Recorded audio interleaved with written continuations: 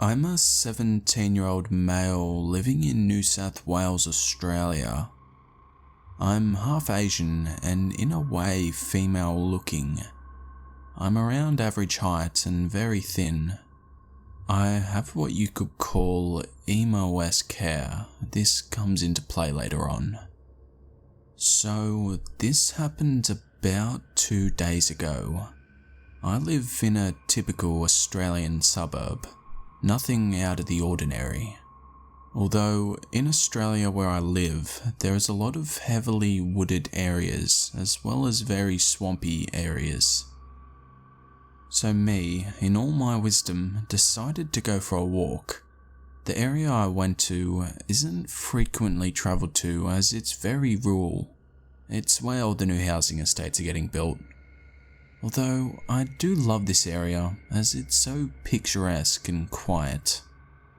Now I'm walking along, listening to music.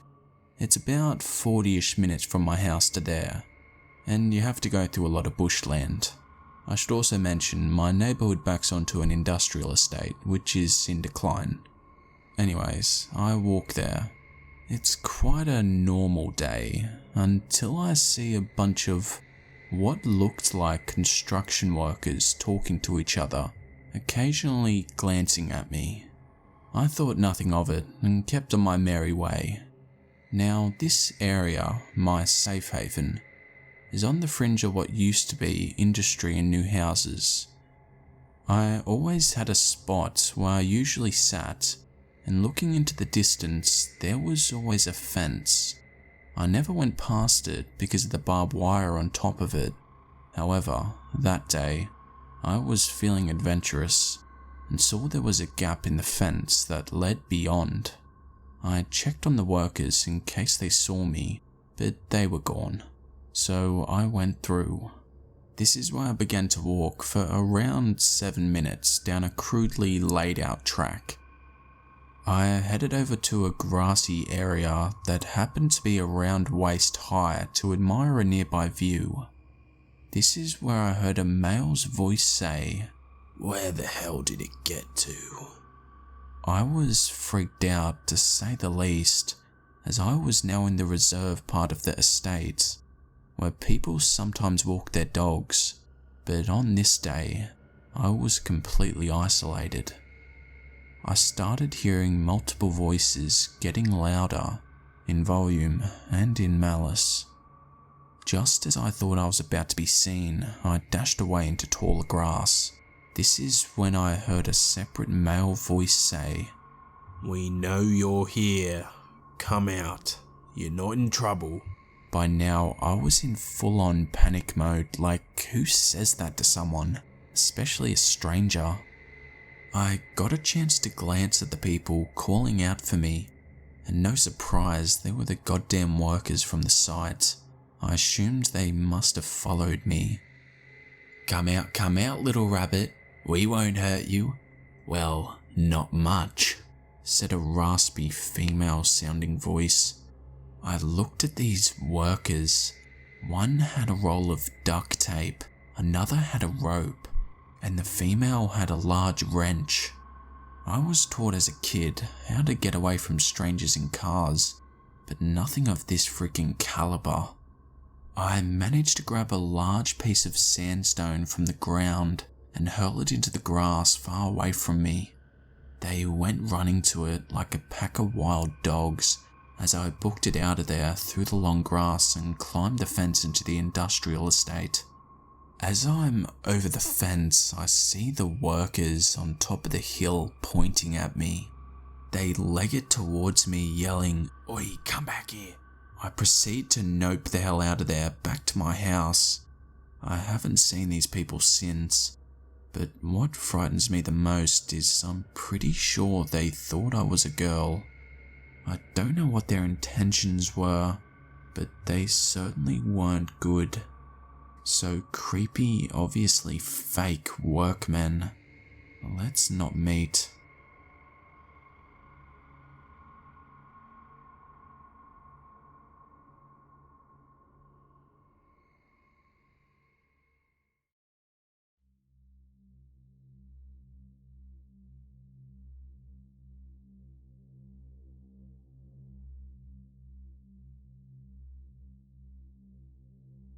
This story happened to me a few weeks ago.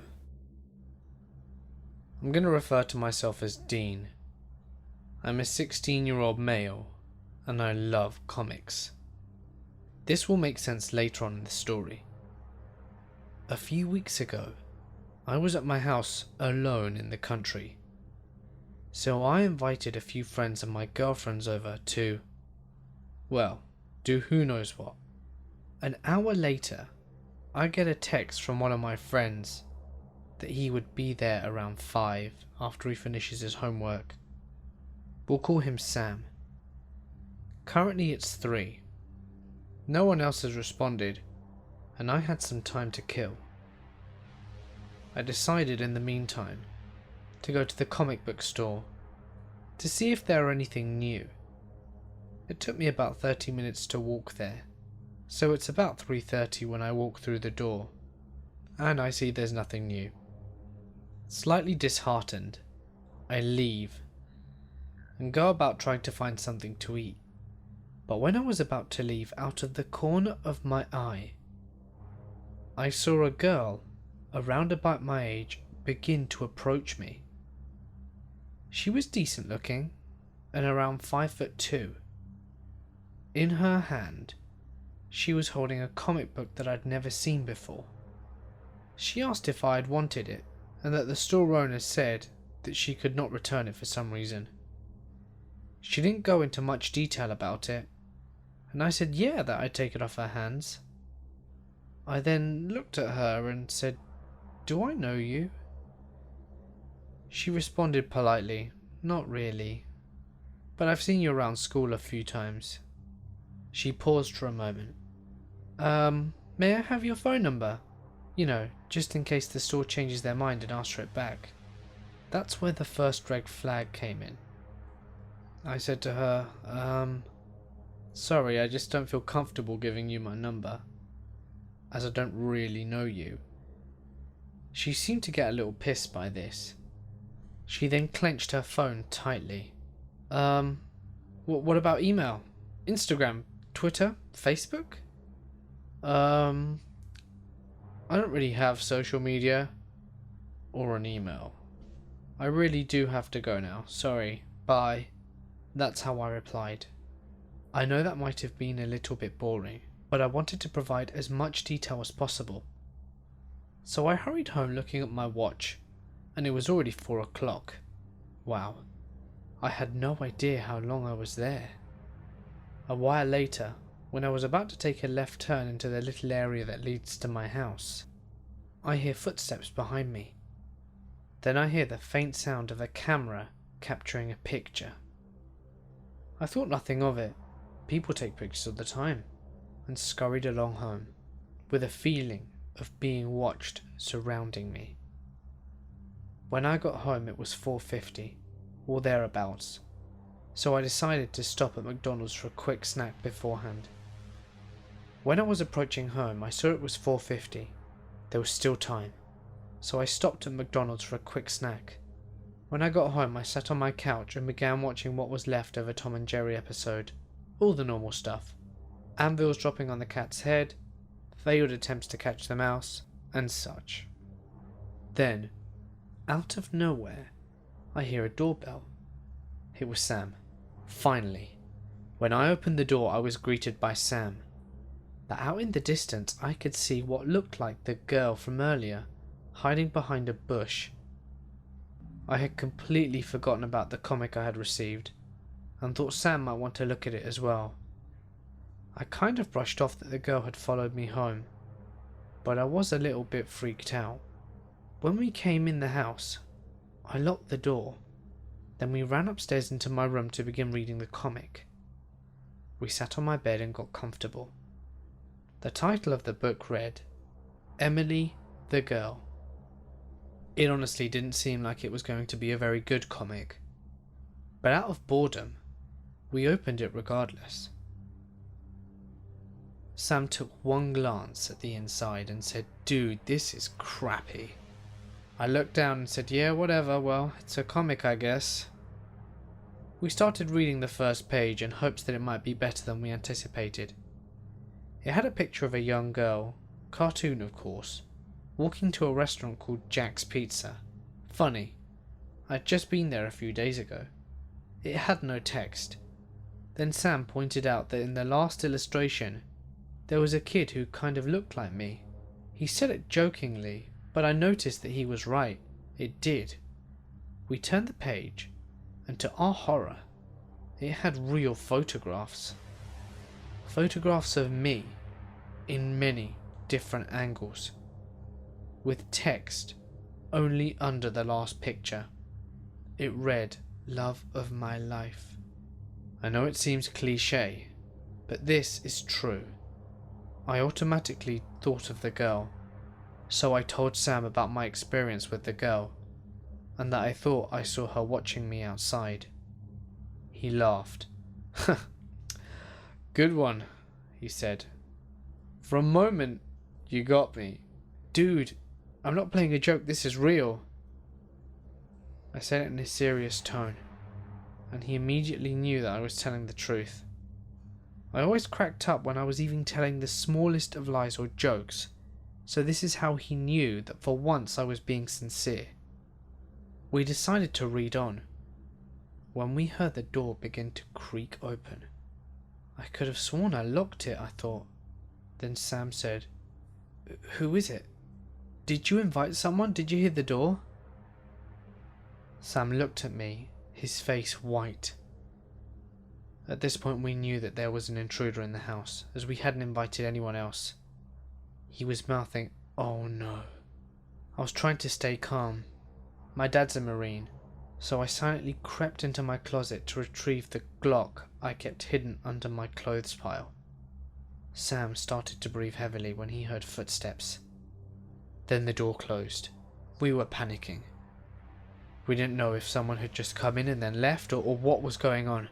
So Sam whipped out his phone as we stayed in the room and he dialed for the police. We waited patiently for them to arrive. And when we did, we handed them the comic as some form of evidence, assuming that it could have been that crazy girl who tried to get in. A few days later, Sam didn't come to school. I tried calling his parents, but they didn't know where he was, and they'd filed a missing persons report. I'm getting incredibly scared now. I honestly don't know what happened to Sam. I haven't seen the girl either. I think she might be related to Sam's disappearance. I'm quite sure now that she was following me, and I know that she must have broken into my house. My Instagram is private, and when I got her follower request, the name was Amanda Sparks 1. I thought it might be her, so I declined and blocked her. 10 minutes later, I received an anonymous phone call. I picked up and it was her. She said over the phone, "Hey babe, your friend Sam dropped by my place, and he wants you to come over. We're having fun." Then I heard Sam. He said, "Yeah, do come over." It didn't sound natural at all. Almost forced. I hung up. I ignored it up until now, and I can't even imagine what has become of Sam in the last few days. The police have of course been notified, but they haven't found either of them yet. I'm growing increasingly concerned, and I really hope, creepy comic book girl, that we do not meet again.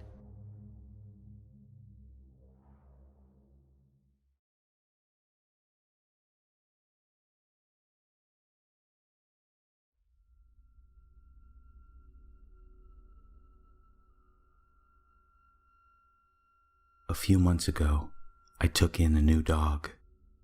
Her original owners weren't able to bond with her, and they said she was unresponsive and disobedient and didn't have the look they wanted. I've got no idea what they were talking about. She's the best behaved dog I've ever known, and she's downright adorable. So I'm used to people stopping me in the street so they can pet her. Usually, people will ask before they touch her, or at the very least they'll say something like, "Oh my God, look at that dog," to let me know they're obviously gonna come over and say hello to her. I'm pretty much fine with that. What I'm not fine with is what happened on one of my earlier walks with her. I live in a tiny seaside town, and I kind of take my dog on a tour of all the areas closest to the sea when I walk her. We'll walk along the beach, down the promenade, around the miniature lakes, and then home. Probably not smart to stick to the same route every day, but I've switched things up since this happened. Anyway, we were at the final stage of our walk one evening, making a couple laps around the lakes, when we walked past a man. Now, a lot of old men gather there on a regular basis. I didn't think much of one dude sitting on a bench by the water. I told myself he was staring because my dog was cute. I just passed him by. Then, from behind me, I hear him say, "Sit." And my dog, who is much more obedient than her previous owners let on, sits down and looks up at me all happy and expecting a treat. I frown back at the guy, see that he's still on the bench, and quickly encourage my puppy to start walking again. We haven't even gotten 5 feet further down the path before the guy says, "Sit." And my dog does. I turn around again, already glaring, and see that the man is now on his feet. I tell my dog to keep walking and pick up the pace, trying to get over to the path that leads up to the main street. We're still nowhere near the path when the man yells, "Sit!" And my dog does. She's starting to look confused, but I'm pretty much terrified. He's coming over to us, and he's catching up fairly quickly.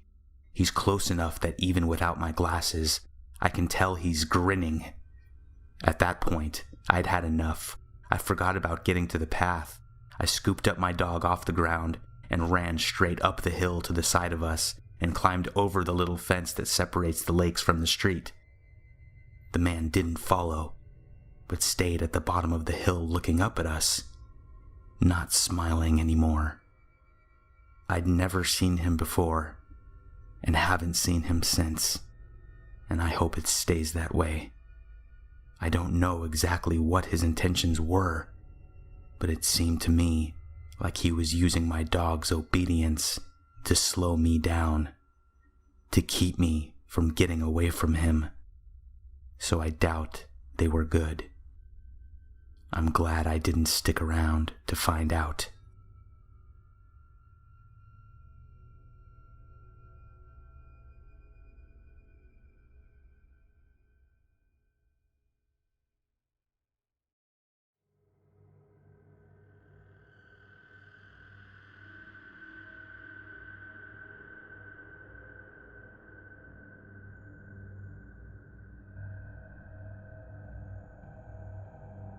This happened late this September, around 11:30 p.m.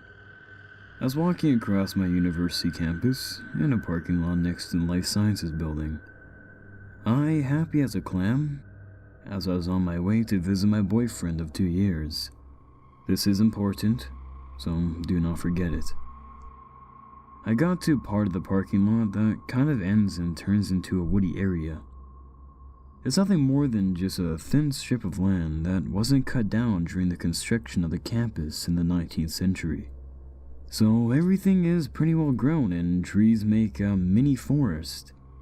It separates the parking lot from the Life Sciences Center, which is a big concrete building.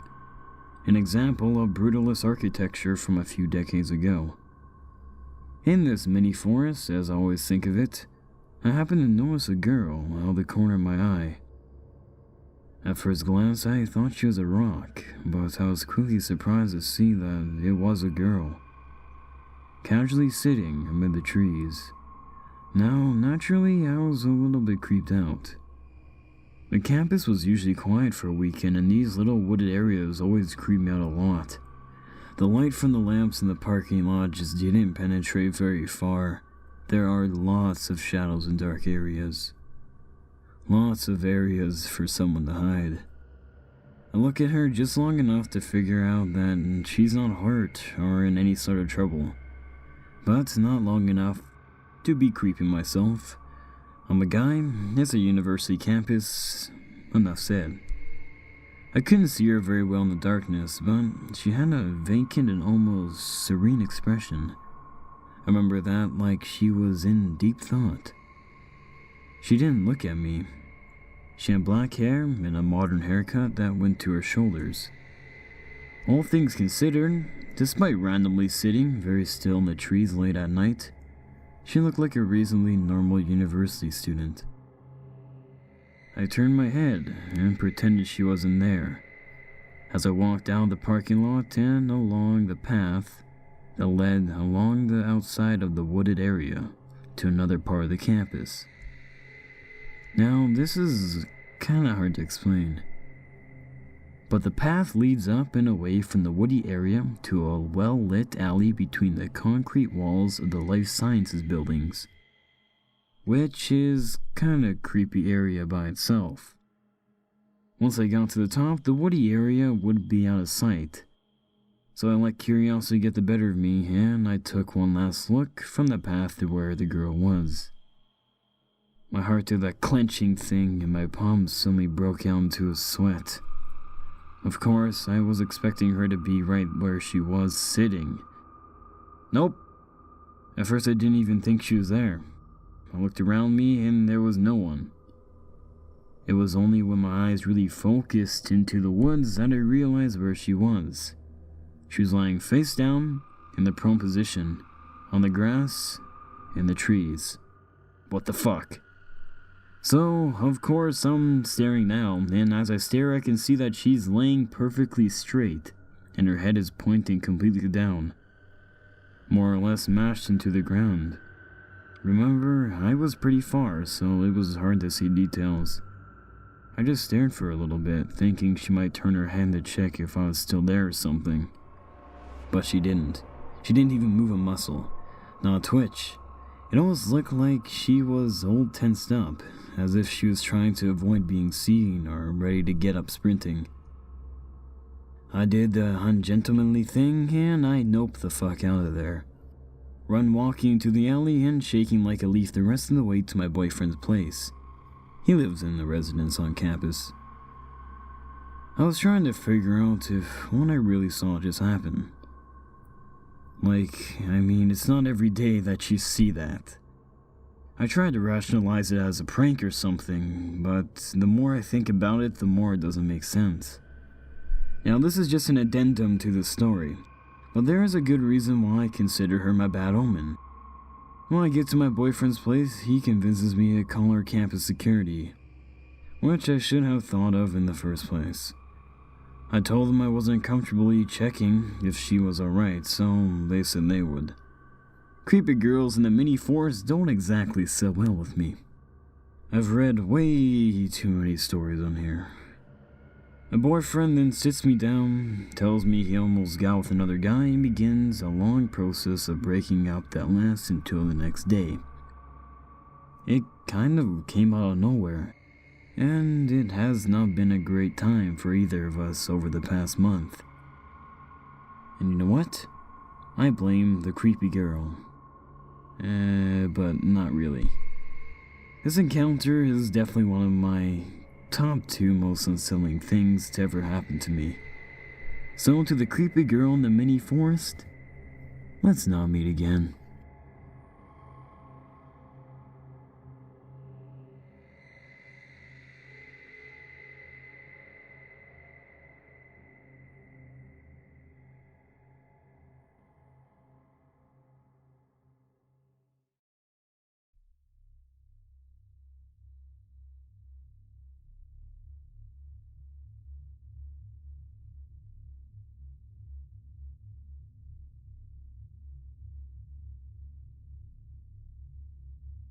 This is my first ever post on Reddit, much like a lot of the posters on Let's Not Meet.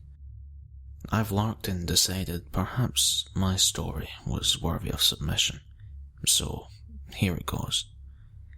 This took place in November of 2007, during my junior of high school in my hometown.